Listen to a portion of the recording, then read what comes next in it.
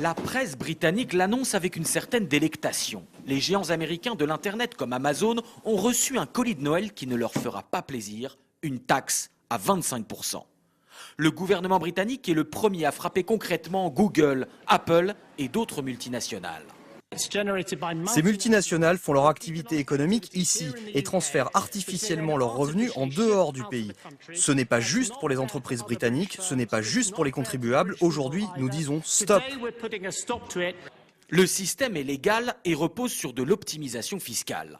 Quand un Anglais, tout comme un Français d'ailleurs, achète un ordinateur ou un service à Apple, Google, Amazon ou Facebook, il n'est en fait pas facturé directement par ces entreprises sur le sol britannique, mais par leurs filiales, établies au Luxembourg ou en Irlande, où elles ne payent quasiment pas d'impôts.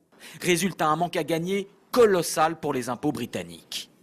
L'exemple qui a le plus irrité le gouvernement britannique est celui de Facebook. L'an dernier, ce réseau social a réalisé ici au Royaume-Uni un chiffre d'affaires de 470 millions d'euros et pourtant, l'entreprise américaine n'a payé que de tout petits impôts, 3 500 € seulement.